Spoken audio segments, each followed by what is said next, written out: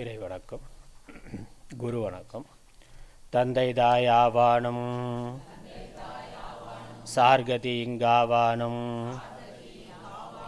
அந்தமிலா இன்ப நமக்காவானும்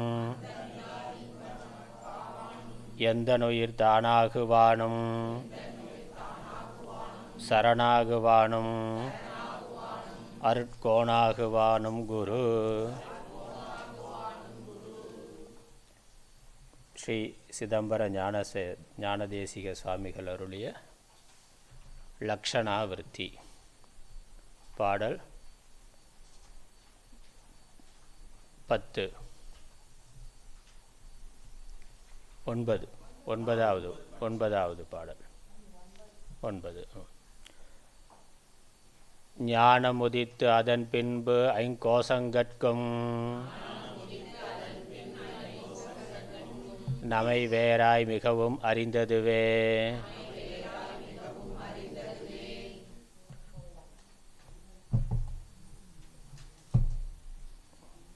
ஞானம் வரும் முனும் கோஷம் அவைக்கு வேறா நாம் இருந்தோம் என்பது சித்தித்தலாலும் வானமலா காலத்தும் பஞ்சகோஷம் பண்ணின சஞ்சித கண்மம் தமை குறித்து வானமதாம் நாம் கருத்தா ஆகாதாலும் பலவித சஞ்சிதமரும் நாம் முக்தன் ஆமே.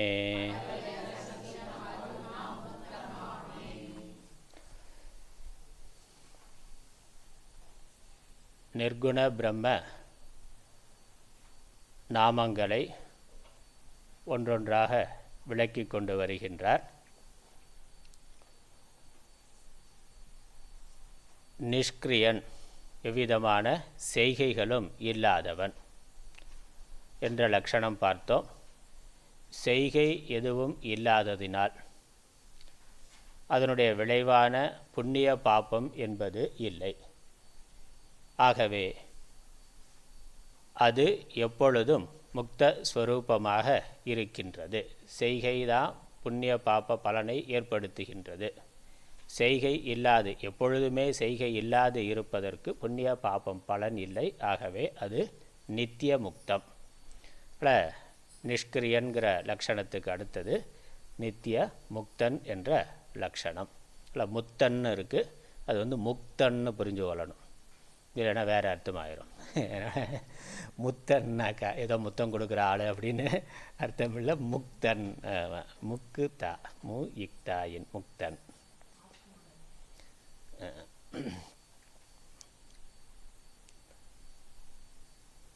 ஞானம் உதித்து அதன் பின்பு ஐங்கோசங்கட்கும் ஞானம் உதித்த பின்பு, ஞானம் உதித்து அதன் பின்பு ஞானம் உதித்த பிறகு, ஞானமானது ஏற்பட்ட பிறகு 5 கோஷங்கட்கும் 5 கோஷங்களுக்கும் நமை வேறாய் மிகவும் அறிந்ததுவே போல. ஞானத்திற்கு பிறகு என்ன நாம் அறிகின்றோம்? இந்த 5 கோஷங்களும் எனக்கு வேறானவை, அல்லது 5 கோஷங்களுக்கு நான் வேறானவன்.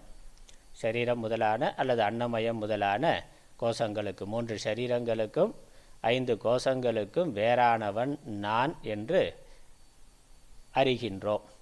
அவ்வாறு நம்மை வேறாய் மிகவும் அறிந்தது போலவே. ஞானம் வரும் முனும், ஞானம் வருவதற்கு முன்னரும், ஞானம் தோன்றுவதற்கு முன்னரும், கோஷம் அவைக்கு வேறா நாம் இருந்தோம் என்பது சித்தித்தலாலும். இந்த ஆத்மாவை பற்றிய ஞானம்தான் ஆத்ம ஞானம். இங்கே ஞானம் உதித்து என்பது ஆத்மாவை பற்றிய ஞானம் உதித்து. ஆத்மாவானது எந்த செயலையும் செய்வது இல்லை, செயலின் பலனை அனுபவிப்பது இல்லை. அது அகர்த்தா அபோக்தா, எப்பொழுதுமே அது செயல் செய்வது இல்லை. நிஷ்கிரியம், நைஷ்கர்மியமாக இருக்கின்றது. ஆகவே நான் செயல் செய்து கொண்டிருந்தேன் என்ற எண்ணம் இருந்த பொழுதும் ஆத்மா செயலற்றதாகவே இருந்தது. கர்மணி யக அகர்ம பஷ்யேத்னா, செயலுக்குள்ளேயும் செயல் நடந்து கொண்டிருக்கின்ற பொழுதும் செயல் இல்லாமல் இருப்பது ஆத்மா. அப்படி நான் என்னை சம்சாரி என்று நினைத்து கொண்டிருந்த பொழுதும் செயல் செய்து கொண்டிருந்தேன் என்று நினைத்து கொண்டிருந்த பொழுதும் ஆத்மா செயலற்றதாகவே இருந்தது. ஞானம் வரும் முன்னும், ஞானம் தோன்றுவதற்கு முன்னாலும் அவைக்கு வேறா நாம் இருந்தோம். அந்த பஞ்சகோஷங்களுக்கு வேறாகவே நாம் இருந்தோம். இப்போ ஞானம் வந்த பிறகு வேற ஆகிட்டோங்கிறது இல்லை. நான் இது வரைக்கும் சேர்ந்துருந்தோம், இப்போ தனியாக வேற ஆகிட்டோம், ஃப்ரீடம்னா அந்த மாதிரி வேற ஆகிவிட்டது. அதனால் இப்போ சுதந்திரம் வந்ததுங்கிறது இல்லை, அது ஏற்கனவே எப்பொழுதும் வேறாகத்தான் இருந்தது. அதனால் ஞானம் வரும் முன்னும் கோஷம் அவைக்கு வேறா நாம் இருந்தோம் என்பது சித்தித்தலாலும், என்பது சாஸ்திரங்கள் வாயிலாக சித்தித்து இருப்பதினாலும், சித்தித்ததுன்னா அது நமக்கு தெள்ள தெளிவாக ஆகிவிட்டதினாலும். பானமலா காலத்தும் பஞ்சகோஷம் பண்ணின சஞ்சித கண்மம் தமை குறித்து. பஞ்சகோஷத்துக்கு நாம் வேற இருந்தோம் என்பதனால பானமலா காலத்தும் பண்ணின, அதாவது இந்த பஞ்சகோஷங்கள் வேறு என்று நான் அறிந்து கொள்ளாத காலத்தும். பானம்னாக்க பிரகாசிக்கிறது, விளங்கிறது. பஞ்சகோஷம் பண்ணின சஞ்சித கர்மம் தமை குறித்து. பானம் அதாம் நாம் கர்த்தா ஆகாதானும், அதை பிரகாசிக்கின்ற நாம் கர்த்தாவாக இல்லை. இந்த பஞ்சகோஷங்கள் எனக்கு வேறானவை, நான் அவற்றை அறிகின்றேன் என்று எனக்கு விளங்காத காலத்திலும், விளங்காமல் இருந்த காலத்திலும், அது எனக்கு தெளிவாக தெரியாது, நான் வேறு பஞ்சகோஷங்கள் வேறு என்ற விவேகம் இல்லாத காலத்திலும். பஞ்சகோஷம் பண்ணின, அப்போ அந்த பஞ்சகோஷங்கள் செய்த செயல்கள் இதற்கு முந்தின பிறவிகளில் அநேக ஜென்மாக்களில் செய்த எல்லா கர்மாக்களும், அதுக்கு சஞ்சித கர்மான்னு பேர். அதனால் இந்த பிறவி தோன்றுவதற்கு முன்னால் முந்தின பிறவிகளில் செய்த எல்லா கர்மாக்களும் இந்த பிறவிக்கு காரணமாக இருக்கிற, இப்போ இந்த பிறவிக்கு காரணமாக இருக்க கர்மா செயல்பட தொடங்கிவிட்டது, அதனால் இதுக்கு பிராரப்தம்னு பேர். அப்படி செயல்படாமல் மிச்சமாக எஞ்சி இருக்கக்கூடிய கர்மாவுக்கு சஞ்சித கர்மான்னு பேர். அது அடுத்த பிறவிக்கு காத்திருக்கு, அது செயல்படும் காலத்திற்காக அது காத்திருக்கின்றது. அப்படி எஞ்சி இருக்கக்கூடிய கர்மாவுக்கெல்லாம் சஞ்சித கர்மம்னு பேர். சஞ்சிதம் தமை குறித்து. பானமதாம் நாம் கர்த்தா ஆகாதாலும், அவைகளை அந்த பஞ்சகோஷங்களை நாம் பிரகாசித்து கொண்டு இருந்ததனால நாம் கர்த்தாவாக இல்லை, நாம் கர்த்தா இல்லை. இப்படி இந்த ஞானம் வந்த பிறகு இந்த பஞ்சகோஷம் நான் இல்லைன்னு விவேகம் வந்தது. பஞ்சகோஷம் வேற நான் வேற என்று இப்போ தெரிந்திருக்கிறோம். அதனால் இப்போ நம்மளுடைய விவேகம் எண்ணம் என்ன, கர்மாவை செய்திருந்தாலும் நான் கர்த்தா இல்லை, நான் செய்யவில்லைங்கிறது ஞானத்திற்கு பிறகு இருக்கிற எண்ணம். ஞானம் வந்த பிறகு இருக்கிற எண்ணம் நான் கர்த்தா இல்லை, நான் ஆத்மா, ஆத்மா அகர்த்தா. ஆகவே நான் என்ன செயல்களை செய்தாலும் நான் அதை செய்யவில்லைங்கிற அகர்த்திருவங்கிறது இப்பொழுது இருக்கின்றது. ஞானம் தோன்றுவதற்கு முன்னாலும் ஆத்மா அகர்த்தாவாகவே இருந்தது. இப்போ என்ன வித்தியாசம்னா, ஆத்மா அகர்த்தாவாக இருக்குங்கிற ஞானம் இல்லாமல் இருந்தது, இப்போ இருக்குது. ஆத்மா அகர்த்தாவாக ஆகவில்லை, ஆத்மா எப்பொழுதுமே அகர்த்தாவாகவே இருக்கிறது. அது அகர்த்தாங்கிற ஞானம் எனக்கு இல்லாமல் இருந்தது, இப்பொழுது ஞானம் வந்திருக்கிறது, அவ்வளோதான். அதனால் பானமதாம் நாம் கர்த்தா ஆகாதாலும் பலவித சஞ்சிதம் அரும் நாம் முக்தன் ஆமே. இந்த சஞ்சிதம்ங்கிறது எனக்கு இல்லவே இல்லை, சஞ்சிதம் இல்லை. அதனால் அஜ்ஞான காலத்தில் நான் இப்போ கர்மா இப்போ நான் ஞானி ஆகிட்டேன், நான் அகர்த்தான்னு புரிந்து கொண்டேன், அதனால் இப்போ செய்கின்ற வினைப்பயன் எனக்கு இல்லை, அது சரி.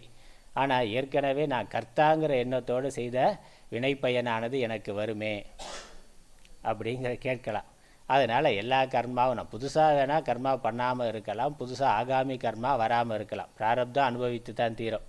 ஆகாமி கர்மா நான் அகர்த்தா அப்படிங்கிற தெளிவோடு நான் செய்யவில்லைங்கிற எண்ணத்தோடு செய்கிறதுனால ஆகாமி புண்ணிய பாப்பம் எனக்கு வராமல் போகலாம். ஆனால் நான் கர்த்தாங்கிற எண்ணத்தோடு செய்திருந்த அந்த கர்மாக்கள்லாம் இருக்குமே, அது எனக்கு வந்து சேரலாமே அப்படிங்கிற சந்தேகம் வரலாம்.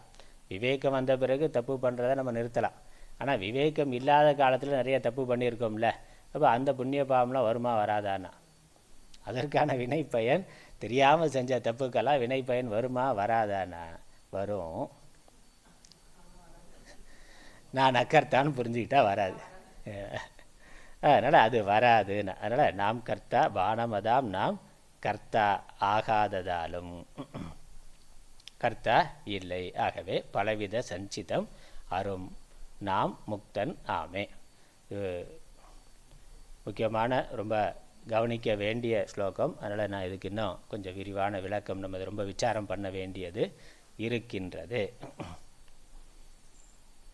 உடல் இருக்கு, உடம்புல உயிர் இருக்கு. உடலானது உயிரை நடத்தி கொண்டு இருக்கின்றது. உடம்போடு இருக்கிற வரைக்கும், உடம்புல இருக்கிற வரைக்கும் உடம்பு தான் நான், உடம்பே நான் என்று நாம் நினைக்கிறோம். உடம்பு தான் நான், உடம்பே தான் நான் நினைக்கிறோம். உடலை விட்டு உயிர் போய்விட்டால் உடம்பு இருக்குது, உடம்பு மட்டும் இருக்குது. அப்போ அது வரைக்கும் நான் நினைத்திருந்த ஆள் அப்போ இருக்கிறானான்னா? இறந்த உடலில் இல்லை.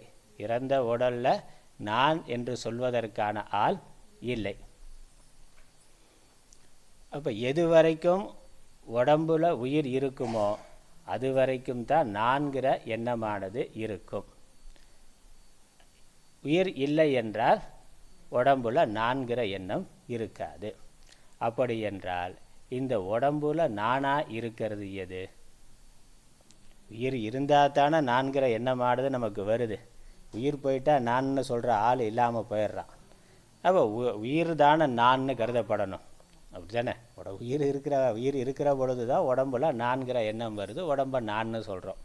உடம்பை விட்டு உயிர் போயிட்டாக்கா நான்னு சொல்கிற உடம்பு இருக்குது. உடம்பு தான் நாம் நினைத்து கொண்டு இருக்கிறோம். அந்த உடம்பு அப்படியே இருக்குது, அது போகலை. அந்த உடம்பு அப்படியே கொஞ்ச நாளில், சில நாள், ஒரு நாள் 2 நாளில் போயிடும், அது வேறு. ஆனால் உயிர் போன உடனே உடம்புல பார்த்தா எந்த மாற்றமும் இல்லை, அப்படியே இருக்குது. உடம்பே நான்னாக்க அப்பொழுது நம்ம நான்னு சொல்லணும். இப்போ எது வரைக்கும் உடம்புல உயிர் இருக்கோ அது வரைக்கும் தான் நமக்கு நான்கிற எண்ணமானது இருக்கின்றது. ஆகவே நான் என்று சொல்ல தகுந்தது உயிர்தான். உயிர்தான் நான்னு நம்ம நினைக்கணும். உடம்பை நான் நினைக்கிறது தவறானது. ஏன்னா உடம்பு உயிர் இல்லாத பொழுது உடம்புல நான்கிற எண்ணம் நமக்கு இல்லை, நான்கிற அனுபவமானது நமக்கு இல்லை. ஆகவே உடல் நானாக, உடல் நான் இல்லை, உயிர்தான் நான் அப்படின்னு நாம் நினைக்கலாம். இது ஒரு படி. உயிர்தான் நான்னு நம்ம லாஜிக் அந்த வந்துட்டு உடம்பையும் உயிரையும் மட்டும் வச்சு பார்த்தாக்க, உடம்பு இருக்குது, உயிர் இருக்கிற வரைக்கும் தான் உடம்பு இருக்கும். உடம்புல நான்கிற எண்ணம் இருக்குன்னா உடம்பை நான் நினைக்கிறது சரியில்லை, உயிர் தான் நான் நினைக்கப்பட வேண்டியது. அதனால் நான் உயிர்னு நினைக்கலாம். ஆனால் இந்த உடம்பு இல்லாமல் உயிர் மட்டும் இருந்து நான் இருக்கிறேங்கிற எண்ணம் இருந்தால் உயிரை நான் நினைக்கிறது சரியாக இருக்கும். உடம்பு இல்லாமல் உயிரை மட்டும் நான்கிற எண்ண அந்த அனுபவமானது நமக்கு இருக்கா? அது இல்லையே. உடம்போடு இருக்கிற வரைக்கும் தான் நான்கிற அனுபவமானது இருக்கின்றது. அதனால் உடம்பை நான் நினைக்கிறோம். ஆனால் உடம்பை விட்டு உயிர் போய்விட்டால் உடம்பு இருக்கிறது, நான் நினைக்கிற ஆள் இல்லாமல் போய்விடுகிறான். அதனால் அது சரியில்லை. அப்போ உயிர் தான் நான் என்று நம்ம தீர்மானம் பண்ணலாமான்னா, உயிர் மட்டும் உடம்பு சம்பந்தம் இல்லாமல், உடம்பு இல்லாமல் உயிரில் மட்டும் நான்கிற உணர்வு அனுபவம் நமக்கு இருந்தால் உயிர் நான்னு சொல்கிறது சரியாக இருக்கும். அப்படி இல்லையே. உடம்பு உயிர் சேர்ந்து இருக்கிற பொழுது தான் நான்கிற எண்ணமானது வருகின்றது. அதனால் உடம்பை விட்டுட்டு உயிர் மட்டும் நான் அப்படிங்கிற அனுபவம் நமக்கு இல்லை. உயிர் மட்டும் தனியாக இருக்கிறது அப்படிங்கிறது, அதை குறித்த அனுபவங்கிறது நமக்கு இல்லை. ஒருவேளை பேய் பிசாசாக இருந்தால் இருக்கலாம், அது நமக்கு தெரியாது, நமக்கு இல்லை. அதனால் உயிரை நான் நினைக்கிறதும் சரி, நமக்கு அது சரியானது இல்லை. இது மரணத்தில் தெரியுது. மரணத்தில் நடக்கிறது. தூக்கத்தில் என்ன ஆகுது? ஆழ்ந்த தூக்கத்தில் உடம்பு இருக்குது, உயிர் இருக்குது. இப்போ இந்த உடம்பும் உயிரும் சேர்ந்தது தான் நான். அப்போ நம்ம சொல்லலாமா? உடம்பை விட்டு உயிர் இல்லாத உடம்பை மட்டும் நான் நினைக்கிறது இல்லை, சொல்கிறது இல்லை. உடம்பு இல்லாத உயிர் மட்டும் நான் நினைக்கிறது இல்லை, சொல்கிறது இல்லை. அதனால் அது ரெண்டும் தனித்தனியாக இருந்தால் சரியில்லை. ரெண்டும் சேர்ந்து இருக்கிறது, உடம்பு உயிரும் சேர்ந்தது தான் நான் என்று நாம் நினைக்கலாமா, சொல்லலாமா என்று பார்த்தா தூக்கத்தில் என்ன ஆகுது? ஆழ்ந்த தூக்கத்தில் உடம்பும் இருக்குது, உயிரும் இருக்குது. ஆனால் நான்கிற எண்ணம் இருக்கான்னா? நான்கிற எண்ணம் அங்கே இல்லை. நான்கிற எண்ணமானது அந்த தூக்கத்தில் உடம்பும் இருக்குது, உயிரும் இருக்குது. ஆனால் நான்கிற எண்ணமானது வருவது இல்லை. இப்போ தூக்கத்தில் நான் இல்லையான்னா? தூக்கத்தில் நான் இல்லை, தூக்கத்தில் நான் போயிட்டேன்னா, தூக்கத்தில் நான் போயிட்டேன், அப்புறம் விழிக்கிற பொழுது திரும்ப வந்துட்டேன் அப்படின்னு சொல்லலாமான்னா அப்படி சொல்ல முடியாது. ஏன்னா தூக்க அனுபவங்கிறது நமக்கு விழித்த பிறகு இருக்குது. நான் தான் தூங்கினேன்னா, தூங்கினது வேற ஆள்னு சொல்ல முடியாது. இல்லை தூங்கி இருக்கிறப்போ நான் இங்கே வெளியே போயிட்டேன்னு சொல்ல முடியாது. எனக்கு தூக்க அனுபவம் இருக்கிறது, அதனால் தூக்கத்துலேயும் நாங்கள் தான் இருந்தேன். ஆனால் இந்த தூக்கத்தில் இருக்கிறது என்னது? தூக்கத்தில் ஒரு அறிவு இருக்கின்றது, ஒரு அறிவு இருக்கின்றது. தூங்குனதை அந்த அறியாமையை அறிகின்ற ஒரு அறிவு இருக்கின்றது. அந்த அறிவு அது தூக்கத்தில் மட்டும்தான் இருக்கானா? விழிப்புலையும் இருக்குது, கனவுலையும் இருக்குது. தூக்கத்தை அறிகின்ற அறிவு, ஒன்றையும் அறியாமல் இருந்த அனுபவத்தை பிரகாசிக்கின்ற ஒரு அறிவானது தூக்கத்திலையும் இருந்தது, கனவுலையும் இருக்குது, விழிப்பு நிலையிலையும் அந்த அறிவு இருக்கின்றது. அது தூக்கத்தில் மட்டும் வந்ததுன்னு சொல்ல முடியாது. எப்படி விழிப்பில் இருக்க நான் தூக்கத்தில் வெளியே போயிட்டான் அப்படின்னு சொல்ல முடியாதோ, அதே மாதிரி தூக்கத்தில் மட்டும் இருக்கக்கூடிய அறிவு, தூக்கத்தை அறிகின்ற அறிவு, அது தூக்கத்துக்கு மட்டும் வந்துட்டு போகுது அப்படின்னு சொல்ல முடியாது. அது கனவு நிலையிலும் இருக்குது, விழிப்பு நிலையிலையும் இருக்குது.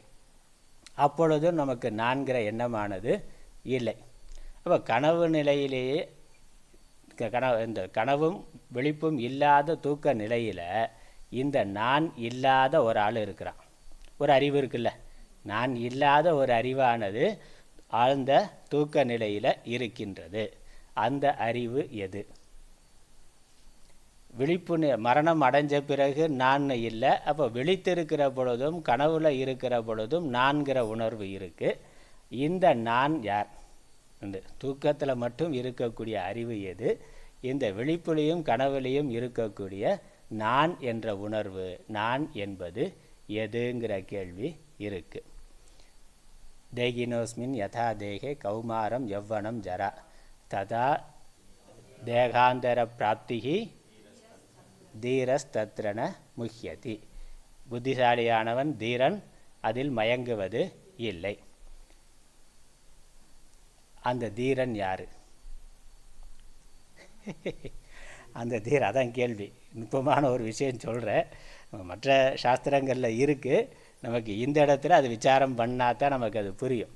இப்போ தேகினோஸ்மின் யதா தேகே கௌமாரம் ஜவனம், இந்த தேகியானவன் உடம்புக்கு எப்படி இளமை பருவம் முதுமை பருவம் வந்து போகுதோ அதை போல் அவன் உடல்களையும் மாற்றி எடுத்துக்கொள்ளுகிறான். உடம்புக்கு இளமை முதுமை வந்து போகிற மாதிரி தேகியானவன் உடல்களையும் மாற்றி எடுத்துக்கொள்ளுகிறான் என்று அறிபவன் மயங்குவது இல்லை. அப்போ தேகிங்கிறது யார்? ஆத்மா. அங்கே தேகிங்கிறத தேகி எதை குறிக்குது? ஆத்மாவை குறிக்குது. ஆத்மா எப்படி? ஆத்மா உடல்களை மாற்றி மாற்றி எடுத்துக்கொள்ளுகிறதுங்கிறது தான் விஷயம். தேகிங்கிறது ஆத்மானா அந்த தீரன், இதை அறிந்த தீரன் மயங்குவது இல்லைன்னா அந்த தீரன் யார்? அவன் ஆத்மா கிடையாது. ஆத்மா அறியுமானா? ஆத்மா அறியாதில்ல. ஆத்மா அறியறது இல்லையே. ஆத்மாவே தன்னை ஆத்மா உடல்களை மாற்றி எடுத்துக்கொள்கிறது, ஆத்மாவே நான் உடல்களை மாற்றி எடுத்துக்கொள்கிறது என்று அறிகிறதுன்னு சொல்லலையே. அங்கே சொல்கிறதே என்று அறிகின்ற தீரன்னா. என்ற தேகிங்கும் தனியாக சொல்லியாச்சு.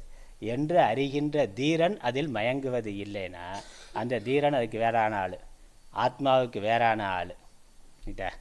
ஆத்மாவுக்கு வேறான ஆள் ஒருத்தர் இருக்கிறான். ஆத்மா ஒன்று இருக்குது, இந்த வந்து போகக்கூடிய உடம்பு ஒன்று இருக்குது. அதனால் 3 இருக்குது. நம்ம இது வரைக்கும் 2 பேசிட்டு வந்தோம். 3வது ஆள் ஒரு ஆள் இருக்கிறான். அது முக்கியமானது, அதான் கவனிக்க வேண்டியது. ஏன்னா இந்த பந்தம் யாருக்கு, விடுதலை யாருக்குங்கிறது முக்கியமான கேள்வி. விடுதலை யாருக்கு? மோட்சங்கிறத அடையிறது யார்? ஆத்மாவா உடம்பானா? உடம்பு மோட்சம் அடையுது அப்படின்னு சொல்ல முடியுமா? சொல்ல முடியும். ஏன்னா அது ஜடமானது, அதுக்கு மோட்சங்கிறது சாவுதான். அந்த உடம்பு ஸ்தூல சரீரம் போகிறதுங்கிறதே அதற்கு எல்லா இன்பத் துன்பங்களிலிருந்தும் விடுதலை என்பது தான். முதுமை மற்ற நோய் என்ன இருக்கோ, என்னெல்லாம் பிரச்சனை இருக்கோ அது செத்துட்டா முடிஞ்சது. அதனால் அதற்கு எல்லாவற்றிலும் இருந்தது. ஸ்தூல சரீரத்துக்கு முக்திங்கிறது மரணம் தான் முக்தி அதுக்கு. அதனால் அது முக்தி அடைகிறதுங்கிறது அதுக்கு ஒன்றும் ஞானம் வேண்டியதில்லை, அது நடக்க போகுது, தானாக நடக்க போகுது. ஞானம் அடைந்தால் தான் முக்தி. ஸ்தூல சரீரத்துக்கு தான் முக்தினாக்கா ஞானம் அடைந்தால் தான் முக்தின்னு சொல்ல வேண்டியதில்லை, அது தானாக போகக்கூடியதான். எல்லோருமே மரணம் அடைகின்ற எல்லாரும், மனுஷன் மட்டும் இல்லை, எல்லா உயிரினமே ஒரு நாள் மரணம் அடையக்கூடியது. மரணம் அடைகிற பொழுது முக்தியானது வந்து விடுகிறது. அப்படின்னாக்கா சாஸ்திரத்துக்கு வேலை இல்லை, ஞானத்துக்கு வேலை இல்லை. அப்படி நினைத்து தான் சிலர் என்ன பண்ணுறான், ரொம்ப பிரச்சனையாக இருந்தாக்கா தற்கொலை பண்ணிக்கிறான். அந்த சரீரம் இருக்கிறதான பிரச்சனை, சரீரத்தை விட்டுட்டால் பிரச்சனை முடிஞ்சது அப்படின்னு நினைக்கிறார்கள். இல்லை, சரீரத்துக்கு விடுதலை, சரீரத்தினுடைய அழிவு தான் முக்தி, சரீரத்துக்கு தான் முக்தி அப்படின்னாக்கா அது இயற்கையாக நடக்குது. அதுக்கு சாஸ்திரமோ ஞானமோ ஒன்றும் வேண்டியது இல்லை, அது தானாக நடக்கக்கூடிய ஒன்று. அதுக்கப்புறம் முக்தி அடைஞ்ச ஆள்னு ஒருத்தனும் இருக்க மாட்டான், குருவே இருக்க மாட்டார். குரு இருக்க மாட்டார். முக்தி அடைஞ்ச பிறகு ஒரு ஆளும் இருக்க போகிறதில்ல. அப்போ ஞானமும் இல்லை, ஞானத்துக்கு வேலையும் இல்லை, ஞானத்தை எடுத்து சொல்லுகின்ற குருவுக்கும் வேலை இல்லை. அதனால் உடம்புக்கு முக்திங்கிறது சரியானது இல்லை. ஆத்மாவுக்கு முக்தின்னு சொல்லலாமான்னு? ஆத்மாவுக்கு முக்தின்னு சொல்ல முடியாது. ஏன்னா ஆத்மா நித்தியமாக இருக்குது, அது சர்வகதமாக இருக்குது, சர்வ வியாபகமாக இருக்குதுன்னு பார்க்கிறோம். அதனால் ஆத்மா நித்திய முக்தமாக இருக்குன்னு சாஸ்திரம் சொல்லுது. அதனால் அதுக்கு சாஸ்திரம் தான் பிரமாணம். சாஸ்திரம் பிரமாணம், ஆத்மா நித்திய முக்தமாக இருக்கின்றது. அப்படின்னா சம்சாரத்தை அனுபவிச்சுக்கிட்டு இருக்கிறது யார்? முக்தியை அடைகிறது யார்? அப்போ இந்த ஆத்மாவுக்கும் இந்த அனாத்மாவான உடம்புக்கும் நடுவில் ஒருத்தன் இருக்கிறான், ஒரு ஆள் இருக்கிறான். அவன்தான் சம்சாரியாக இருந்தவன், அவன்தான் முக்தி வேணும் அப்படின்னு கேம்புக்கு வந்திருக்கிற ஆள்.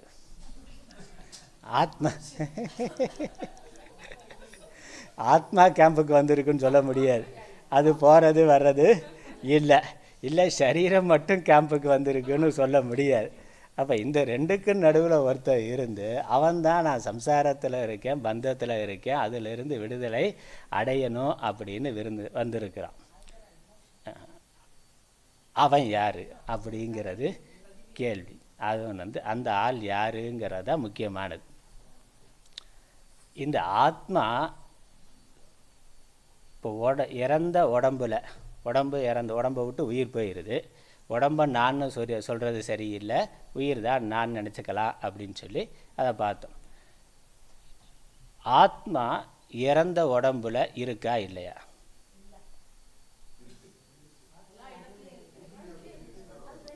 இறந்த உடம்புல உயிர் தான் ஆத்மான்னு நம்ம நினைக்கிறோம். உடம்பு ஆத்மா இல்லை, சரி, உயிர் தான் உடம்புக்குள்ளே இருந்து உடம்பை இயக்கி கொண்டு இருக்குது. கரண்ட்டு மாதிரினா பல்பு இருக்குது, பல்பு தானாக எரியறதில்ல. இப்போ பல்பை எரிய வைக்கிற ஒரு மின்சாரம் அதற்கு வேறாக இருக்கின்றது, அது இயக்குகின்றது. அதனால் பல்பு ஃபீஸ் போனால் அதனால் மின்சாரத்துக்கு ஒன்றும் இல்லை, அது தனியாக இருக்கே அப்படின்னு தான் உதாரணம் பார்க்குறோம். அப்போ இந்த உடம்பு ஜடமானது, ஆத்மா சேத்தனமானது. அதனால் சேத்தனமான ஆத்மா உடம்பிலிருந்து உடலை இயக்குகின்றது. அதை உயிர் அப்படின்னு நம்ம எடுத்துக்கொண்டோம்னாக்கா, உடம்பை விட்டு உயிர் போய்விட்டதுனாக்கா உடம்புல ஆத்மா இல்லை, அதில் இருக்க அந்த சேதனத்துவமானது போய்விடுகிறது, அது ஜடமாக இருக்குது. உடம்பு நான் இல்லை, உடம்பு நாம் இல்லைன்னு நம்ம சொல்கிறதுக்கு ஒரு காரணம் ஜடத்வாத், பஞ்சபூத காரியமாக இருக்கிறதுனால இந்த பஞ்ச கோஷங்கள் ஜடமானவை. ஆகவே அது ஆத்மா இல்லை, அது நான் இல்லை என்று சொல்கிறோம். அப்படின்னா என்னது? இந்த ஜடமான உடம்புல ஆத்மாவானது இல்லை, அப்படித்தான் வருது. இப்போ ஜடமானதில் ஆத்மா இல்லைன்னா ஆத்மா எங்கே இருக்க முடியும்? இந்த உடம்பு ஜடமானது, அந்த இடத்துல ஆத்மா இல்லைன்னா, உடம்பு பஞ்சபூதங்களால் ஆனது, பஞ்சபூதங்கள் எல்லாமே ஜடமானது. அப்போ பஞ்சபூதங்கள் இருக்கிற இடத்துல ஆத்மா இருக்க முடியாது. சொன்ன லாஜிக்காக தானே.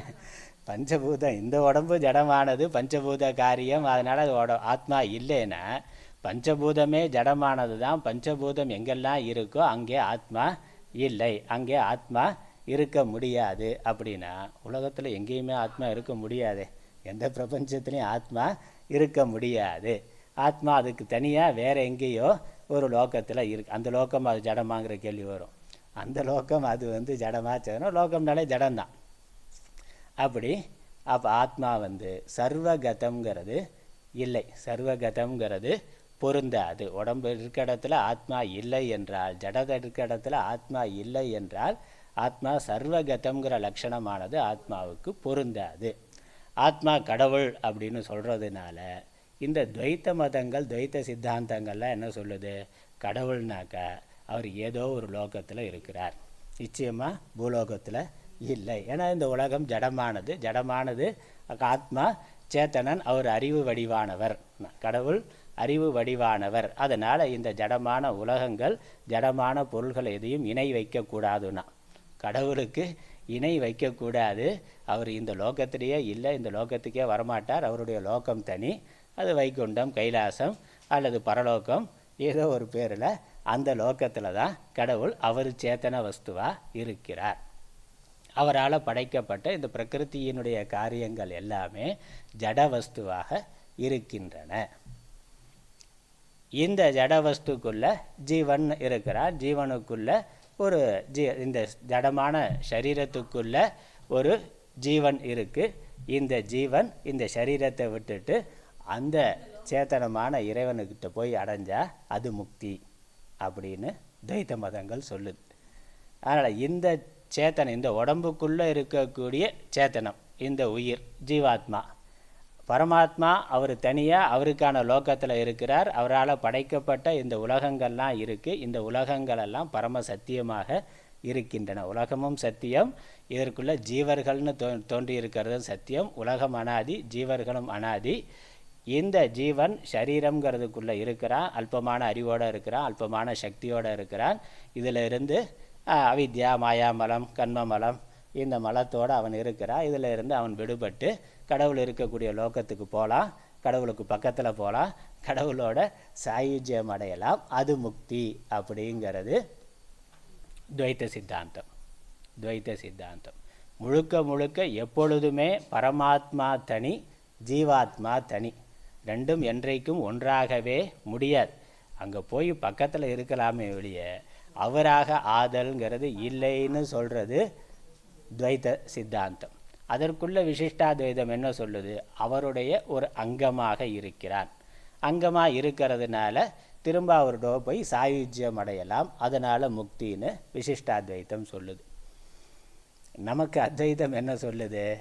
இந்த ஜடமான இடத்துலலாம் ஆத்மா இல்லை என்றால், உடம்பு ஆத்மா இல்லை, அது ஜடம்ங்கிறதுனால பஞ்சபூத காரியம் என்பதனாலனா, பஞ்சபூதமாக இருக்கக்கூடிய உலகத்தில் எங்கேயும் ஆத்மா இல்லை, அவர் எங்கேயோ இருக்கிறார், எங்கேயோ இருக்கிறது அப்படின்னு சொன்னால் சர்வகதம் அப்படிங்கிற அந்த லட்சணமானது பொருந்தவில்லை. அதனால் என்ன பண்ணணும்?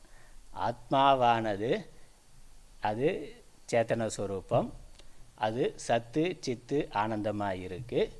இந்த ஜட பிரபஞ்சத்தில் ஜட உடல் இருக்கிற இடத்துலையும் ஆத்மாவானது இருக்கின்றது, அதில் ஒன்றும் சந்தேகம் கிடையாது. ஏன்னா அது சர்வகதம். அதனிடத்தில் இருந்து தான் இந்த இது. ஆத்மாவினுடைய சத்தம்சம் மட்டும் வெளிப்பட்டு இருக்கிறது ஜட பிரபஞ்சம், சித்தம்சமும் வெளிப்பட்டு இருக்கிறது ஜீவன். சத்தம்சம் மட்டும் இருக்கிற பொழுது மண் இருக்குது, கல் இருக்குது, பஞ்சபூதம் இருக்குது, உடல் இருக்குதுன்னு சொல்லி அந்த இருப்புத்தன்மைங்கிறது எல்லாத்துலேயும் இருக்குது. ஜட பிரபஞ்சத்தில் எல்லாத்துலேயும் சத்தியம், சத்து தன்மைங்கிறது இருக்கின்றது. அதனால் இந்த சத்து சித்து ஆனந்தமான ஆத்மா, அதனுடைய சத்தம்சம் மட்டும் வெளிப்படுறது ஜட பிரபஞ்சம். சத்து சித்து ரெண்டும் வெளிப்பட்டு இருக்கிற பொழுது அது சேத்தனமான ஜீவனாக இருக்கின்றது. அதுக்கப்புறம் ஆனந்தம், அது ஞானம் வர்ற பொழுது வெளிப்படும். ஆனால் ஆனந்தம்ங்கிறது யோகி பிரத்யக்ஷம் அப்படின்னு சொல்கிறோம். அப்போ சாமானியம் நம்ம அனுபவிக்கக்கூடிய ஆனந்தம் கூட ஆத்மானந்தத்தினுடைய லேசம் அப்படிங்கிறது இருக்குது. அது இருக்கட்டும். அதனால் நெருப்பு இருக்குது. நெருப்பில் ஒரு இரும்பு குண்டை போட்டாக்கா, இரும்பு துண்டோ குண்டோ அதை போட்டால் என்னாகும்? அந்த நெருப்பினுடைய வெப்பத்தையும் அது எடுத்துக்கொள்ளும், அந்த நெருப்பினுடைய பிரகாச அம்சத்தையும் எடுத்துக்கொள்ளும். அந்த நெருப்பிலிருந்து அந்த இரும்பு துண்டை எடுத்தோம்னாக்கா அது வெப்பமாகவும் இருக்கும், பிரகாசமாகவும் இருக்கும். நெருப்பினுடைய இயல்பு என்னது? வெப்பமாகவும் இருக்கிறது, பிரகாசமாகவும் இருக்கிறது. அதோட சம்பந்தம் அடைகிற பொழுது இந்த இரும்பு துண்டு வெப்பத்தையும் எடுத்துக்கொள்ளுகிறது, பிரகாசத்தையும் எடுத்துக்கொள்ளுகிறது. அதனால் அது நெருப்பு மாதிரியே தெரியுது. தூரத்தில் இருந்து பார்த்தாக்கா அந்த இரும்பு குண்டே தெரியாமல் நெருப்பு நெருப்பு கோலமாக தான் அது இருக்கின்றது. பிரகாசம் வெப்பம் ரெண்டையுமே வெளிப்படுத்துவதாக இருக்கின்றது. தண்ணீர் இருக்குது. தண்ணீரை நெருப்போடு சேர்த்தா என்ன ஆகுது? தண்ணீர் கொஞ்சமாக இருந்தால் அணைச்சிடும் நெருப்பை. நெருப்பு அதிகமாக இருக்குது, தண்ணீர் ரொம்ப கொஞ்சமாக இருந்தால் இது ஆவியாக போயிடும். ரெண்டும் இல்லாமல் நம்ம ஒரு நடுவில் ஒரு பாத்திரத்தில் வச்சு தண்ணியை வச்சா தண்ணி என்ன ஆகுது? நெருப்பினுடைய வெப்பத்தை மட்டும் எடுத்துக்கொள்ளுகிறது, பிரகாசத்தை எடுக்கிறது இல்லை. அதான் வித்தியாசம். நெருப்போட சம்பந்தம் தண்ணீருக்கு வர்ற பொழுது நெருப்பினுடைய சுபாவமாக ரெண்டும் இருந்தாலும் இந்த தண்ணீருக்கு அதோட வெப்பத்தை மட்டும் வாங்கி கொண்டு பிரதிபலிக்கக்கூடிய தன்மை, வாங்கி கொண்டு வெளிப்படுத்தக்கூடிய தன்மை இருக்கே ஒழிய அதோட பிரகாசத்தை வாங்கி கொண்டு வெளிப்படுத்தக்கூடிய சக்தி இல்லை. ஆனால் நெருப்பு அங்கே இருக்குது, நெருப்போட சம்பந்தம் இருக்குது. அப்போ இந்த மீடியா இதனுடைய கோளாறு, இந்த மீடியத்தினுடைய கோளாறுனால ஒரு அம்சத்தை மட்டும் அது வாங்கி கொள்ளுகிறது, வெளிப்படுத்துகின்றது, இன்னொரு அம்சத்தை வெளிப்படுத்துவது இல்லை. நம்ம இண்டக்ஷனுக்கு போனாக்கா நெருப்பும் தெரியறதில்லை. நெருப்புனாக்கா ஒளிரும்னாக்கா நெருப்பும் தெரியறதில்லை. அந்த வெப்பம் மட்டும்தான் தெரியுதே வெளியே அது அதோட பிரகாசமும் தெரியறது இல்லை. நெருப்பு எரியறதுனே தெரியாது. அப்படி இருக்குது. அப்போ என்னது? அது அங்கே இருந்தாலும் அதோட சேருகின்ற அந்த உபாதியினுடைய தர்மத்துக்கு ஏற்றாற் போல் அது வெளிப்படுகின்றது. அதான் விஷயம். இந்த மாதிரி இந்த ஜட பொருள்கள் ஸ்தூல சரீரம், இந்த ஸ்தூல சரீரம் மட்டும் இருக்கிற பொழுது, சூக்ஷ்ம சரீர சம்பந்தம் இல்லாமல் ஸ்தூல சரீரம் மட்டும் இருக்கிற பொழுது ஆத்மாவினுடைய சத்தம்சம் மட்டும் அங்கே வெளிப்படுகின்றது. அதுவும் அந்த ஸ்தூல சரீரத்துக்கு இருக்கக்கூடிய சரீரம் இருக்கிறதுன்னு சொல்கிற பொழுது அது சத்தினுடைய ஆபாசம். அது சத்தினுடைய ஆபாசம். அது போலியா நகை இருக்கிறதுங்கிற மாதிரி தான். நகைக்கு இருக்கக்கூடிய நகை இருக்கிறதுன்னு சொல்கிற பொழுது அந்த நகையோட இருப்புத்தன்மை என்னது? ஒரிஜினல் கிடையாது. உண்மையிலே அந்த இருப்புங்கிறது தங்கத்தோட சேர்ந்தது, தங்கத்தோட இருப்பு தான். ஆனால் நகைன்னு நம்ம தனியாக வெறும் தங்க பிஸ்கட்டாக இருக்கிற பொழுது தங்கம் இருக்கிறதுன்னு சொல்கிறோம். அது ஒரு நகையான பிறகு நகைன்னு ஒன்று இருக்கிறதுன்னு சொல்கிறோம். அப்போ அந்த நகைக்கு இருக்கக்கூடிய இருப்புத்தன்மை, அந்த தோற்றம்ங்கிற இருப்புத்தன்மை ஆபாசம். உண்மையிலேயே அங்கே இருப்பாக இருக்கிறது தங்கம் தான். தங்கத்தோட இருப்பை தான் அது தன்னுடைய இருப்பாக காட்டுகின்றது. அதே மாதிரி இந்த ஜட பிரபஞ்சத்தில் இருக்கக்கூடிய அந்த இருப்புத்தன்மை ஆத்மாவினுடைய இருப்புத்தன்மை. இந்த ஸ்தூல பிரபஞ்சம் ஆத்மாவினுடைய சத்தம்சத்தை மட்டும் வாங்கி காட்டக்கூடிய தன்மை உடையது. இந்த சூக்ஷ்ம சரீரம், இந்த ஸ்தூல சரீரத்துக்குள்ள சூக்ஷ்ம சரீரம் இருக்கு. அந்த சூக்ஷ்ம சரீரம் ஆத்மாவினுடைய சத்து சித்து ரெண்டு அம்சத்தையும் வாங்கி அது பிரகாசம் பெற்று அதற்கப்புறம் அதோட சம்பந்தம் இந்த ஸ்தூல சரீரத்துக்கு வர்ற பொழுது ஸ்தூல சரீரத்துக்கு அந்த சேதனத்தன்மையை கொடுக்கின்றது. அதனால் இங்கே ஸ்தூல உடம்பு மட்டும் இல்லை, மரணத்தில் நம்ம பார்க்கறது ஸ்தூல உடல் மட்டும். அதற்குள்ள சூக்ஷ்மமான ஒரு உடல் இருக்குது. ஆத்மாவினுடைய சத்து சித்தம்சத்தை வாங்கி அது சேத்தனத்துவம் பெற்று அது சூக்ஷ்ம சரீரத்தை பிரதானமாக மனசு அப்படின்னா மனது. அந்த சூக்ஷ்ம சரீரம் ஆத்மாவினுடைய பிரதிபிம்பத்தை வாங்கி அது சேத்தனத்தன்மையை பெற்று உயிர்த்தன்மையை பெற்று அது உடம்போடு சேர்ந்து இருந்து உடம்புக்கு உயிரை கொடுக்கின்றது. அப்போ உடம்புக்கு இருக்கக்கூடிய உயிர் தற்காலிகம். அந்த பாத்திரம், அடுப்பு மேலே பாத்திரத்தில் தண்ணீர் வச்சா பாத்திரம் என்ன பண்ணுது? அது சூடாகி அப்புறம் அந்த வெப்பத்தை தண்ணீருக்கு கடத்துகின்றது இருக்கு. அந்த மாதிரி சூக்ஷ்ம சரீரம் தான் சத்து சித்த அம்சத்தை பெற்று அதோட சித்த அம்சத்தை இந்த ஸ்தூல சரீரத்துக்கு அது கொடுக்கின்றது, கடத்துகின்றது, வெளிப்படுத்துகின்றது, அங்கே வெளிப்பட செய்ய தற்காலிகமாக கொடுத்திருக்கின்றது. இப்போ மரணத்தில் என்ன நடக்குது? ஆத்மா இருக்குது, ஸ்தூல உடம்பு இருக்குது, ஆனால் அந்த நடுவில் இருக்கக்கூடிய சூக்ஷ்ம சரீரம் அவர் தான் போயிட்டார். அதனால் போன ஆள் அவர் தான். அந்த சூக்ஷ்ம சரீரத்தில் ஆத்மாவினுடைய பிரதிபிம்பம் ஏற்படுகின்ற பொழுது அதுதான் ஜீவனாக இருக்கின்றது. அந்த ஜீவத்துவங்கிறது அங்கே தான் வருது. அப்போ ஜீவத்துவங்கிறது சூக்ஷ்ம சரீரத்தில் ஏற்படுகின்ற பிரதிபிம்ப அம்சம், பிரதிபிம்ப சைத்தன்யம் அப்படின்னு அது சொல்கிறோம். அந்த சூக்ஷ்ம சரீரம் அது ஆத்மாவினுடைய பிரதிபிம்பம். ஆத்மாவும் நேரடியாக அங்கே அதோட சேர்ந்து இயங்குவது இல்லை. ஆத்மாவினுடைய பிரதிபிம்பம், அதோட சைத்தன்ய அம்சம் இந்த சூக்ஷ்ம சரீரத்தில் வெளிப்பட்டு அந்த சூக்ஷ்ம சரீரமானது ஒரு ஜீவன் போல சூக்ஷ்மமான பஞ்சபூதங்கள்லேருந்து தோன்றியது, அது ஒரு ஜீவனாக இருக்கின்றது. அதனால தான் தத்துவபோதம் சிருஷ்டியில் பற்றி சொல்கிற பொழுது ராஜசாம்ச பிரதிபிம்ப சைத்தன்யம், சத்துவகுணத்தில் மாயை எல்லாமே மாயை தான். மாயையினுடைய சத்துவம் ரஜஸ் தமசிலிருந்து வந்தது தான் ஈஸ்வர உபாதி, ஜீவ உபாதி, அப்புறம் இந்த ஜடமான பிரபஞ்சம் உலகங்கிறது. அதில் சத்துவத்தில் பிரதிபிம்ப சைத்தன்யம் ஈஸ்வரன், ரஜஸில் பிரதிபிம்ப சைத்தன்யம் தான் ஜீவன். அதனால் ஜீவ சரீரங்கள், ஜீவ சூக்ஷ்ம சரீரங்கிறது தோன்றி அது ஸ்தூல சரீரத்தோடு இருந்து செயல்படுகின்றது. அதனால் இந்த தூக்கத்தில் என்ன ஆகுது? இந்த ஸ்தூல உடம்பு செயல்படாமல் இருக்குது, ஆத்ம சைத்தன்யம் அது இருக்குது, தூக்கத்துலேயும் இருக்குது, மரணத்துலேயும் இருக்குது. அது எப்பொழுதுமே இருக்குது. ஏன்னா அதனுடைய இருப்பை வாங்கித்தான் இந்த ஸ்தூல சரீரமே இருக்குது. ஸ்தூல சரீரம் இறந்ததுக்கப்புறம் இருக்குது, நான் ஒரு நாள் 2 நாள் இருக்குது. அதுக்கப்புறம் என்ன ஆகுது? பஞ்சபூதங்களோடு அது கலந்து விடுகிறது. அப்போ பஞ்சபூதத்தினுடைய இருப்போடு சேர்ந்து விடுகிறது. பஞ்சபூதத்தினுடைய இருப்புத்தன்மை எது? ஆத்மாவினுடையது. ஆத்மாவை தான், ஆத்மாவுடைய இருப்புத்தன்மை தான் பஞ்சபூதங்கள் முழுக்க இருக்கின்றது. அதனால் இங்கே ஜீவன் அப்படிங்கிறது, சம்சாரிங்கிறது யாருன்னா இந்த சூக்ஷ்ம சரீரத்தை அபிமானி, சூக்ஷ்ம சரீரத்தில் இருக்கக்கூடிய பிரதிபிம்ப சைத்தன்யம். அது சூக்ஷ்ம சரீரத்தோடு சேர்ந்து நான் என்றும், பிறகு ஸ்தூல சரீரத்தோடு சேருகின்ற பொழுது அந்த ஸ்தூல சரீரத்தில் அபிமானம் கொண்டு அதை நான் என்றும் நினைக்கின்றான். அங்கே தான் நினைக்கிற ஆளுன்னு ஒரு ஆள் வர்றான், அங்கே தான் அவன் வர்றான். அந்த மனசு வருது, மனசு உடம்போடு சேர்ந்து உடம்பை நான் நினைக்குது. அப்புறம் உடம்பு இல்லாத பொழுது கனவுல என்னது? அந்த மனசு மட்டும், சூக்ஷ்ம சரீரம் மட்டும் இருந்து அங்கே நான் அது தனியாக வேலை செஞ்சுக்கிட்டு இருக்கு. விழிப்பு நிலையில் ஸ்தூல சரீரத்தோடு சேர்ந்து வேலை செய்யுது. கனவு நிலையில் சூக்ஷ்ம சரீரம் மட்டும் அது வேலை செய்கின்றது. அங்கே மனசு இருக்குது, அங்கே நான்கிற எண்ணமானது கனவுல இருக்கின்றது. ஆழ்ந்த தூக்கத்தில் என்ன ஆகுது? இந்த மனதானது காரண சரீரத்தில் ஒடுங்கி விடுகின்றது. அதனால் அந்த நான்னு சொல்கிற பிரதிபிம்பமான சைத்தன்யம், அந்த ஜீவன்கிறவன் இல்லை, ஆத்மா இருக்கு. அங்கே அந்த காரண சரீரத்தை பிரகாசித்து கொண்டு இருக்கிறது ஆத்ம சைத்தன்யம், அது இருந்துக்கிட்டே இருக்கு.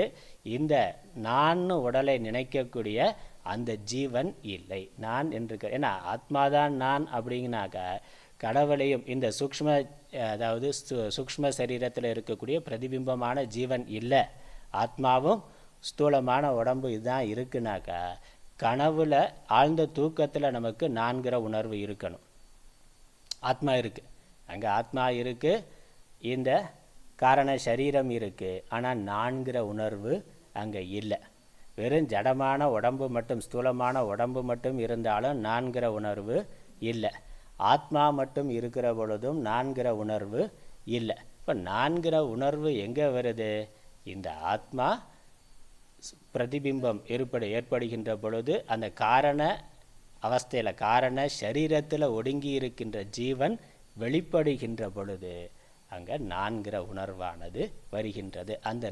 அந்த ஜீவனும் அந்த காரண சரீரத்தில் ஒடுங்கி இருக்கின்ற நிலையில் அவ்வியக்தம்னு சொல்கிறோம், அது வெளிப்படுகின்ற நிலையில் வியக்தம்னு சொல்கிறோம். அப்போ தான் ஸ்தூல சரீரம், சூக்ஷ்ம சரீரம், ஸ்தூல பிரபஞ்சம், சூக்ஷ்ம பிரபஞ்சம் இது எல்லாமே வருகின்றது. இந்த பிரதிபிம்பம் எப்போ ஏற்பட்டது, எப்படி ஏற்பட்டதுன்னு கேள்விக்கு பதில் இல்லை. ஏன்னா அந்த ஜீவன் அனாதி, அவனும் அனாதி, அவன் அனாதி. ஆத்மா பிரம்மம் அனாதி, ஜீவன் அனாதி, ஈஸ்வரனும் அனாதி. இதுக்கு இந்த மாயை இதற்கு ஆதாரமாக இருக்கக்கூடிய ஸ்தூல சூக்ஷ்ம பிரபஞ்சமும் சரீரங்களும் தோன்றுவதற்கு காரணமாக இருக்கக்கூடிய மாயையும் அனாதி, அதற்குள்ளே இருக்கக்கூடிய சம்பந்தம் அதுவும் அனாதி, ஜீவனுக்கும் ஈஸ்வரனுக்கும் இருக்கக்கூடிய பேதம் அதுவும் அனாதி. இதெல்லாம் அனாதி இருக்குது. அதனால் அந்த கேள்விக்கு பதில் இல்லை. ஆனால் அப்படி ஒரு ஆள் இருக்கான், அப்படி ஒரு ஆள் இருக்கின்றான். அவன் தான் சம்சாரி. ஆத்மாவும் சம்சாரி கிடையாது, இந்த ஸ்தூல சரீரமும் சம்சாரி கிடையாது. ரெண்டுக்கு நடுவில் மதில் மேல் பூனை மாதிரி ஒருத்தர் இருக்கிறான். இது ரெண்டையும் சம்பந்தப்படுத்தி கொண்டு இந்த பக்கம் கொஞ்சம் வாங்கிட்டு அந்த பக்கம் கொஞ்சம் வாங்கிட்டு, இந்த கல்யாண வீட்டில் இடம் சொல்லுவாங்க, மாப்பிள்ளை வீட்டு சைடா பொண்ணு வீட்டு சைடான்னா ரெண்டுக்கு நடுவில் ஒரு ஆள் இருப்பான்.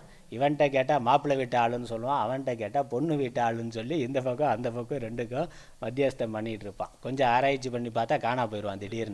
திடீர்னு என்ன எடுக்க முடியுமோ என்ன வசூல் பண்ணுமோ எடுத்துகிட்டு காணா போயிடுவான். அந்த மாதிரி இந்த ஜீவன் ஆத்மாவுடைய சைத்தன்யாம்சத்தையும் வாங்கி கொண்டு இந்த ஸ்தூல சூக்ஷ்ம உடம்பையும் அனுபவித்து கொண்டு அது இருக்கின்றது. அவன்தான் ஜீவன், அவன்தான் சம்சாரியாக இருக்கிறான். அந்த ஜீவன் சாஸ்திர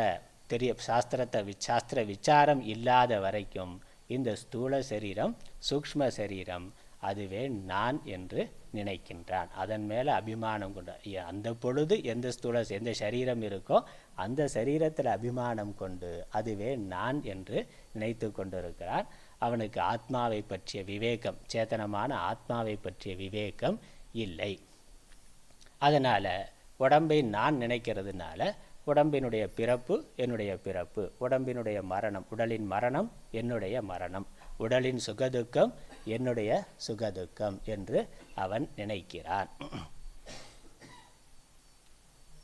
இது கண்ணாடியில் தெரிகின்ற பிரதிபிம்ப முகம் மாதிரி. கண்ணாடிக்கு வெளியே உண்மையான முகம் இருக்குது, கண்ணாடியில் ஒரு பிரதிபிம்ப முகம் ஏற்படுது. அந்த பிரதிபிம்ப முகம் எப்படி இருக்குது? கண்ணாடி எப்படி இருக்கோ அப்படி இருக்கும். அந்த கண்ணாடி அது கொஞ்சம் அழுக்காக இருந்தால் முகமும் கொஞ்சம் அழுக்காக தெரியும். கண்ணாடியில் ஏதாவது கீறல் விழுந்திருந்தால் அந்த முகத்திலையும் கீறல் தெரியும். கண்ணாடி ஏதோ கொஞ்சம் மேடு பள்ளமாக இருந்தால் முகமும் மேடு பள்ளமாக தெரியும். அதில் குவி ஆடி குழி ஆடினாக்க அதனால் அந்த முகம் நீளமாக தெரியலாம், அகலமாக தெரியலாம், குட்டையாக தெரியலாம். 2-3 கண்ணாடி 2-3 உடஞ்சிருந்தாக்க 2-3 கூட அந்த பிரதிபிம்ப முகமானது ஸ்பிளிட் பெர்சனாலிட்டினா அது அப்படி அது இருக்கலாம். அப்போ அது என்னது? அது கண்ணாடியினுடைய நிறை குறைக்கு ஏற்றாற் போல் அந்த பிரதிபிம்பத்தில் மாற்றம் தெரிகின்றது. வாஸ்தவமாக அந்த முகம் எங்கள் கண்ணாடியை சார்ந்ததா வெளியே இருக்க ஆளை சார்ந்ததான்னு? கண்ணாடிக்கும் அந்த முகத்துக்கும் சம்பந்தம் இல்லை. கண்ணாடி முன்னாடி கழுதை நின்றாலும் அதை காமிக்கும். கண்ணாடிக்கு அதை பற்றி எதுவும் அறிவு இல்லை, அது ஜடமானது, அதுக்கு அதை பற்றி எதுவுமே கிடையாது. அது பாட்டுக்கு அது இருக்குது. அதில் விழுகின்ற அந்த பிரதிபிம்பம் அதனுடைய உண்மை முகம் வெளியே இருக்குது. இந்த கண்ணாடிங்கிற உடம்புல ஏற்படக்கூடிய மாற்றத்துக்கு ஏற்றாற் போல இது தற்காலிகமான ஒரு மாற்றத்தை எடுக்கின்றது. அந்த முகத்துக்கு ஒரு விவேகம் இல்லாத பொழுது, அந்த முகத்துக்கு கண்ணாடியை பற்றிய விவேகமும் இல்லை, தன்னுடைய முகத்தினுடைய உண்மையானது வெளியே இருக்கக்கூடிய உண்மையான முகத்தை பற்றிய விவேகமும் இல்லை. அதனால் அது என்ன நினைக்குது? கண்ணாடி இருக்கிறதுனால தான் நான் இருக்கிறேன், கண்ணாடி இல்லைன்னா நான் இல்லை. அதனால் இந்த கண்ணாடி கொஞ்சம் அழகாக நல்லா இருந்தாக்கா நான் ரொம்ப அழகாக நல்லா இருக்கிறேன், கண்ணாடியில் ஏதாவது தோஷம் இருந்தால் அது அந்த பிரச்சனையெல்லாம் என்னுடையதுன்னு நினைக்குது. அப்புறம் கண்ணாடி அழிஞ்சால் நான் அழிஞ்சிடுவேன், அதனால் இந்த கண்ணாடி உடஞ்சி போகாமல் பாதுகாக்கணும்னா அது என்னுடைய வேலை என்று அந்த பிரதிபிம்ப முகமானது நினைக்கின்றது. ஆனால் உண்மை என்ன? இதெல்லாம் விசாரம் பண்ணுறதுக்கு முன்னாடி இருக்கக்கூடியது. ஆராய்ந்து பார்த்தா கண்ணாடிங்கிறது ஒரு ஆதாரம் மட்டுமே. இந்த முகத்துக்கான உண்மையானது இது ஒரு நிழல் மட்டுமே. இதற்கான உண்மையானது இதற்கு வெளியே இருக்கின்றது. அந்த வெளியே இருக்கக்கூடிய உண்மையான முகம் கண்ணாடியினுடைய நிறை குறைகளால் எந்த விதத்திலும் பாதிப்பு அடைவது இல்லை. எந்த சம்பந்தமும் அதுக்கு கிடையாது. வெளியே இருக்க முகத்துக்கும் இந்த கண்ணாடிக்கும் எந்த சம்பந்தமுமே இல்லை. அது பாட்டுக்கும் இருக்கின்றது. அதுதான் இங்கே ஞானம். அதனால் இந்த பிரதிபிம்பமான முகம் ஞானத்துக்கு முன்னாடி கண்ணாடி நான் நினைக்கிறது, கண்ணாடியினுடைய நிறை குறைகள் என்னுடையதுன்னு நினைக்குது. ஆகவே நான் பிறந்தேன்னா எப்போ அதில் பிரதிபிம்பம் ஏற்படுதோ அப்போ பிறந்தேன்னா கண்ணாடிக்குள்ளே வர்ற பொழுது பிறந்தேன். கண்ணாடி போயிட்டாலோ இல்லை கண்ணாடிக்கு வெளியே போயிட்டாலோ போயிட்டேன்னு நினைக்குது. ஆனால் கண்ணாடிக்கு வெளியே இருக்கக்கூடிய முகம் அதுதான் என்னுடைய உண்மையான முகம்னாக்கா நான் பிறக்கவும் இல்லை. கண்ணாடியில் இந்த பிரதிபிம்பம் ஏற்படுகின்ற பொழுது நான் பிறக்கவும் இல்லை, கண்ணாடி உடைஞ்சு போனால் நான் அழிவதும் இல்லை. நான் பிறப்பு இறப்பு இல்லாதவன். பிறப்பு இறப்பு இருப்பதான தோற்றம் மாத்திரமே, அது உண்மை இல்லை. அதனால் அந்த ஜீவத்துவங்கிறதே ஒரு நிழல் தான். அது உண்மையிலேயே அதற்கு தோற்றம் என்பதே இல்லை. நிழலாக தோன்றியதான் தோற்றம். ஒரு நகையினுடைய தோற்றம் மாதிரி தான். தங்கத்தில் நகையினுடைய தோற்றம் என்ன? அது நகைன்னு உண்மையிலேயே பிறந்துடுச்சானா? நகை உண்மையிலேயே பிறக்கலை. நகைங்கிற ஒரு தோற்றமானது வந்தது. அந்த தோற்றமானது போகின்றது. உண்மை பொருள் தங்கம் அது பிறக்கிறது இல்லை, இறக்கிறது இல்லை. அதே மாதிரி இந்த ஜீவன்கிறது ஒரு பிரதிபிம்பம் மாத்திரம், நிழல் மாத்திரம், அது இல்லை. அவ்வளோதான். நானும் போய் என் நெஞ்சும் போயினா. அதனால் இந்த ஜீவனை நான்னா அது ஒரு நிழல் மாத்திரம். அப்போ நிழலாகிய ஜீவன் என்ன பண்ணணும்? சாஸ்திர குரு வாயிலாக விசாரம் பண்ணுற பொழுது நிஜம் ஆத்மானு புரிந்து கொண்டு உடம்பு நான், இந்த கண்ணாடி நான்கிற எண்ணத்தை, அந்த அபிமானத்தை விட்டு விட்டால் அதுதான் முக்தி. அதுதான் முக்தி. இப்போ சம்சாரம்ங்கிறது எப்படி வருது? உடம்பு மேலே அபிமானத்தினால வருகின்றது. அதனால் கர்த்திருவம் வருது, போக்திருத்துவம் வருது, அது சம்சாரித்துவமாக ஆகின்றது. அதில் என்னென்ன, அது தொடர்ச்சியாக போகுது. அதான் பிரச்சனை. அந்த ஒரு ஸ்தூல உடம்புல மட்டும் அபிமானம் போயிட்டால் பரவாயில்ல. சூக்ஷ்ம சரீரமானது அழியாமல் இருக்கின்றது. ஒரு ஸ்தூல உடம்பு போயிட்டால் அடுத்த ஸ்தூல உடம்புக்கு போய் அதில் அபிமானம் கொண்டு அதில் இருந்து கர்மாவை பண்ணி அதனால் புண்ணிய பாவம் ஏற்பட்டு அதை சேர்த்து வச்சு இதெல்லாம் சேர்த்து வைக்குது. அந்த சூக்ஷ்ம சரீரத்தில் தான் இந்த ஜீவன் செய்கின்ற புண்ணிய பாப கர்மாக்கள் எல்லாமே அது சேர்ந்து கொண்டே போகுது. அப்புறம் அது எப்போ செயல்பட தொடங்குகின்றதோ அப்பொழுது அதனுடைய இன்பத் துன்பங்கள் வருது. அதை அனுபவிக்கிறதுக்காக ஒரு சரீரம் போச்சுன்னா அடுத்த சரீரம்னு அது பயணப்பட்டு கொண்டே இருக்கின்றது. முடிவில்லாத பயணங்கள் முடிவதில்லைன்னா. அதனால் இந்த நிழலினுடைய பயணமானது முடிவதில்லை, அது போய்கொண்டே இருக்கின்றது. எப்போ முடியும்? அது தொடங்கவே இல்லைன்னு தெரிந்து கொள்கிற பொழுது, நானே உண்மை இல்லைன்னு தெரிந்து கொள்ளுகிற பொழுது அது முடிந்துவிடும். அதுதான் இங்கே முக்தி. அதனால் என்ன சொல்கிறார்? ஞானம் உதித்து அதன் பின்பு 5 கோஷங்கட்கும் நமை வேறாய் மிகவும் அறிந்ததுவே போல. அப்போ அந்த அறிந்தது யார்? அங்கே தான் கேள்வி. அதுக்கு தான் இதுக்கு வந்தேன். அந்த அறிந்தது ஆத்மா அறியலை. இந்த ஜீவன் சம்சாரியாக நினைத்து கொண்டிருந்த ஜீவன், உடம்பு தான் நான் நினைத்து கொண்டிருந்த ஜீவன், இந்த ஆத்மா அனாத்ம விவேகம் பண்ணி உடல் என்னிடத்தில் இருக்கின்றது, ஆத்மா உடலுக்கு வேறாக இருக்கின்றது, நான் இந்த ஜீவன்னு நான் நினைத்து கொண்டிருப்பவன் ஆத்மாவினுடைய பிரதிபிம்பமாக தற்காலிகமாக உடலில் இருக்கிறேன் என்று புரிந்து கொண்டு, என்னுடைய உண்மை ஆத்மா என்று புரிந்து கொண்டு உடம்போடு தன்னை சேர்க்காமல் ஆத்மாவோடு தன்னை சேர்த்து கொள்ளு. அதனால் எந்த பார்ட்டியில் சேர்றதுன்னா, அடுத்த எலெக்ஷனில் எந்த ஜெயிக்கிற பார்ட்டியில் சேரணும்னா அப்படி வச்சுருக்கிறான். கொள்கையெல்லாம் ஒன்றும் கிடையாது. எந்த பார்ட்டி ஜெயிக்குமோ அந்த பார்ட்டிக்கு ஓட்டு போடுன்னா, இவன் ஓட்டு போடுறத வச்சு தான் ஜெயிக்கிறதே இருக்குது. ஆனால் இவனுடைய எந்த பார்ட்டி ஜெயிக்குமோ அந்த பார்ட்டிக்கு ஓட்டு போடுங்கிற மாதிரி எது பார்ட்டி உண்மையானதோ அதுக்கு ஓட்டு போடணும். ஆத்மாவை பற்றிய விவேகமே இல்லாததுனால அனாத்மா மேலே சரீரத்தில் அதுவே சத்தியம், இதுக்கு மேலே வேறு ஒன்றும் கிடையாது அப்படின்னு நினைத்து கொண்டு இருந்ததுனால அதுக்கு ஓட்டு போட்டுக்கிட்டு இருந்தார். இப்போ உண்மையான பார்ட்டி தெரிந்த பிறகு அங்கே கட்சி மாறி போயிடணும். கட்சி தாவி இதை விட்டுட்டு அந்த ஆத்மாவுக்கு ஓட்டு போட்டு அதோடு ஐக்கியப்படுத்தி கொண்டா பிறப்பு இறப்பு இல்லை, சம்சாரங்கிறது இல்லை. நான் சம்சாரியாக என்னை நினைத்து கொண்டிருந்த பொழுதும் ஆத்மா அசம்சாரியாகவே இருந்தது. அதனால் நம்மை வேறாய் மிகவும் அறிந்ததுவே போல, இந்த ஞானம் வந்த பிறகு நான் ஆத்மா என்றும் இந்த பஞ்ச கோஷங்கள் எனக்கு வேறானவை என்று அறிந்தது போல. ஆகவே இந்த பஞ்ச கோஷங்கள் இருக்கிற பொழுதும் ஆத்மாவாகிய நான் அதற்கு வேறாக இருக்கிறேன். ஆனால் இதிலேருந்து போனதுக்கப்புறம் இது போயிருச்சுங்கிறது இல்லை. பிராரப்தம் இருக்கிற வரைக்கும் பஞ்சகோஷம் இருக்குது. பஞ்சகோஷத்தில் இதுவரைக்கும் பஞ்சகோஷத்தை நான் நினைத்து கொண்டிருந்தார். இப்போ அந்த எண்ணம் தான் போகுதே ஒழிய பஞ்சகோஷம் போகலை. அது இருந்துக்கிட்டு தான் இருக்குது. அது பிராரப்தம் இருக்கிற வரைக்கும் இருக்கணும், இருக்கிறதா நல்லது. அதனால் ஆனால் என்ன, நான் ஆத்மானு புரிந்து கொண்டதுனால பஞ்ச கோஷத்தில் அவர் அதை பயன்படுத்தி கொண்டு இருக்கிறார். அதை வேடிக்கையாக விளையாட்டாக அவர் நடத்தி கொண்டு இருக்கிறார். ஆனால் அது இருக்கிற பொழுதே ஆத்மாவும் ஏற்கனவே இருந்தது, பஞ்சகோஷமும் ஏற்கனவே இருந்தது. இங்கே விவேகத்தினால ஆத்மா உண்மை பொருள், மெய்ப்பொருள், அது அகர்த்தா அபோக்தா, அது பூர்ணமானதுன்னு புரிந்து கொண்டு அதோடு தன்னை இணைத்து கொண்டார். இந்த ஞானம் வரும் முன்னும், ஞானம் வருவதற்கு முன்னாடியும் இந்த கோஷமானது பஞ்ச கோஷங்களுக்கு வேறாகவே ஆத்மா இருந்தது. அந்த ஆத்மா தான் நான்கிற பொழுது, நான் அஞ்ஞானியாக இருந்த பொழுதும் நான் முக்தன்தான். ஆத்மா நான் அறியாமையினால தான் சம்சாரித்துவமே ஒழிய சம்சாரித்துவங்கிற வாஸ்தவம் இல்லை. அதான் விஷயம். சம்சாரம் எங்கே இருக்குது, யாருக்கு இருக்குன்னா அஞ்ஞானி யாரோ அவனுக்கு தான் இருக்குது. அஞ்ஞானிக்கு தான் சம்சாரித்துவம் இருக்குது. அஞ்ஞானம் தான் சம்சாரத்தை ஏற்படுத்தி இருக்கின்றது. அதனால் ஆத்மா எப்பொழுதுமே நித்திய முக்தமாக இருக்கின்றது. ஏன்னா ஆத்மா இந்த ஞானம் வந்த பிறகு முக்தி அடையுதுனாக்கா திரும்ப அது சம்சாரத்தை அடையுங்கிறது வரும். அப்படி இல்லை, அது எப்பொழுதுமே முக்த நிலையில தான் இருக்கின்றது. அதனால் இப்போ ஞானம் வரும் முன்னவலம் நான் கோஷம் அவைக்கு வேறாகவே இருந்தேன். என்னுடைய ஒரிஜினல், என்னுடைய உண்மை அதற்கு வேறாகவே இருந்தது என்பது சித்தியத்தில். அதான் ஞானமே. ஞானம் ஆத்மா உடம்புக்கு வேறானதுங்கிறதான் ஞானம்.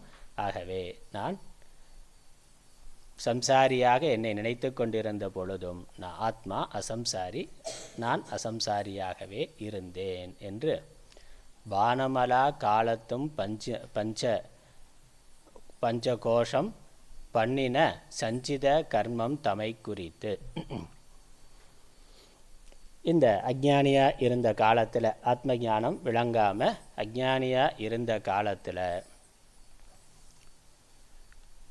செய்த வினைப்பயன், செஞ்ச கர்ம பலன், சஞ்சித கர்ம பலன் தமை குறித்து பானமதாம் நாம் கர்த்தா ஆகாதானும். நான் அஞ்ஞானியாக இருந்த பொழுதும் செய்த கர்மாக்கள் செய்து கொண்டிருந்த பொழுதும் ஆத்மா அகர்த்தாவாகவே இருந்தது. அதனால் ஞானம் வந்த பிறகு நான் அகர்த்தா ஆயிட்டேன்னு இல்லை, நான் எப்பொழுதுமே ஆத்மா எப்பொழுதுமே அகர்த்தாவாகத்தான் இருந்தது என்று தெரிந்து கொண்டான். அதனால் நாம் கர்த்தா ஆகாதாலும், அதனால் கர்த்திருவம் அந்த கர்த்தாங்கிறதே இல்லை. ஏன்னா இந்த கர்த்தாங்கிறது பிரதிபிம்பம், அஜ்ஞானத்தினால இருக்கிறது. அஜ்ஞான காரியம்தான் கர்த்திருவமாக இருக்கின்றது.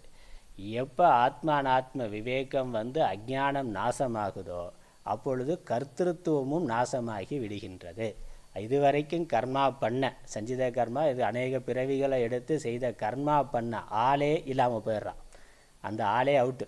அந்த ஆளே கர்மா பண்ண அந்த ஜீவத்துவங்கிறதே இல்லாமல் போய்விடுகிறது. அதனால் அது செய்த புண்ணிய பாப பலனும் இல்லை. ஆனால் கர்த்தா இல்லைன்னா புண்ணிய பாவ பலன் இருக்காதே. கர்மா செஞ்சவன் இல்லைனாக்கா கர்ம பலன் போய் சேருவதற்கு இடம் இல்லை. கோர்ட்டில் தீர்ப்பு வர்றதுக்குள்ளே ஆள் போய் சேர்ந்துட்டாருன்னா, நம்ம நாட்டில் அதெல்லாம் நடக்கும். 20 வருஷம் 30 வருஷம் கேஸ் நடக்குது. அது என்னென்ன குற்றம் பண்ணாரா இல்லையான்னு முடிவு பண்ணி தீர்ப்பு வர்றதுக்குள்ளே ஆள் போயிட்டாருன்னா அந்த குற்றம் பண்ணாருன்னு முடிவு பண்ணால் தண்டனை யாருக்கு கொடுக்கறது? எப்போ அந்த ஆள் போகிறானோ அப்பொழுதே அந்த கேஸ் முடிவுக்கு வந்துடுது. அதுக்கு மேலே விசாரம் பண்ண வேண்டிய அவசியமே இல்லை. ஏன்னா விசாரம் பண்ணி பிரயோஜனம் இல்லை. அவனை குற்றம் இல்லைன்னா விடுதலை பண்ணவும் முடியாது, இல்லை தண்டனை கொடுக்குறேன்னு தண்டனை கொடுக்கவும் முடியாது.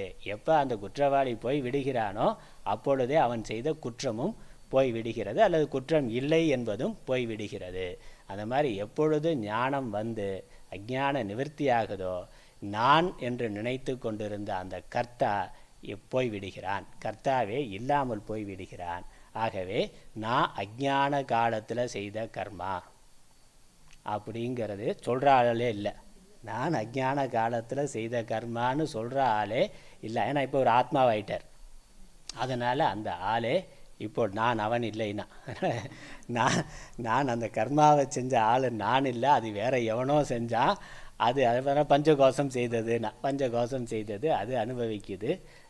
நான் ஆத்மா. அதனால் எனக்கு நான் கர்த்தா ஆகாததாலும், அதனால் சஞ்சித கர்மம் பண்ணின சஞ்சித கர்மம் தமை குறித்து பானமதாம் நாம் கர்த்தா ஆகாதாலும், இந்த ஞானத்துக்கு முன்னாடியே ஆத்மா அகர்த்தாவாக இருந்ததினால் நான் எப்பொழுதுமே முக்தன் தான், பந்தத்தை அடையவில்லை. அதனால் பலவித சஞ்சிதம் அரும், அந்த சஞ்சித கர்ம பலனானது போய்விடுகிறது.